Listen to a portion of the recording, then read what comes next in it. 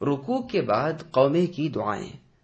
پہلی دعا انس ابن مالک رضی اللہ عنہ سے روایت ہے کہ رسول اللہ صلی اللہ علیہ وسلم نے فرمایا، جب امام سمع اللہ لمن حمدہ، یعنی اللہ نے اس کی بات سن لی جس نے اللہ کی تعریف کی، کہے تو تم کہو ربنا لک الحمد، اے ہمارے رب تمام تعریف آپ ہی کے لیے ہے۔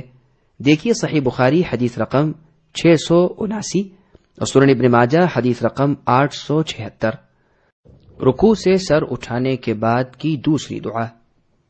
ابو ہریرہ رضی اللہ عنہ سے روایت ہے کہ نبی صلی اللہ علیہ وسلم نے فرمایا، جب امام سمع اللہ لمن حمدہ کہے، یعنی اللہ نے اس کی بات سن لی جس نے اللہ کی تعریف کی، تو تم کہو اللہم ربنا ولک الحمد، اے اللہ ہمارے پروردگار سب تعریف آپ ہی کے لیے ہے، کیونکہ جس کے یہ کلمات فرشتوں کے کلمات کے موافق ہوئے تو اس کے پچھلے تمام گناہ معاف کر دیے جاتے ہیں۔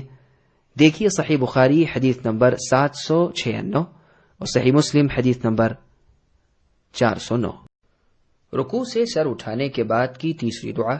حذیفہ رضی اللہ عنہ بیان کرتے ہیں کہ رسول اللہ صلی اللہ علیہ وسلم رکوع کے بعد یہ کلمات کہتے تھے، لربی الحمد لربی الحمد، سب تعریف میرے رب ہی کے لیے ہے، سب تعریف میرے رب ہی کے لیے ہے۔ دیکھیے سنن نسائی حدیث رقم 1070۔ رکوع سے سر اٹھانے کے بعد کی چوتھی دعا۔ حذیفہ رضی اللہ عنہ ہی سے روایت ہے، بیان کرتے ہیں کہ رسول اللہ صلی اللہ علیہ وسلم نے رکوع سے سر اٹھایا اور اپنے رکوع کے برابر قیام کیا اور یہ کلمات کہے، ان لربی الحمد، بلا شبہ سب تعریف میرے رب اللہ ہی کے لیے ہے۔ دیکھیے مسند ابی داود الطیالسی حدیث رقم 416 اور الدعوات الکبیر للبیہقی حدیث رقم 97، نیز دیکھیے الزہد والرقائق لابن المبارک حدیث رقم 101۔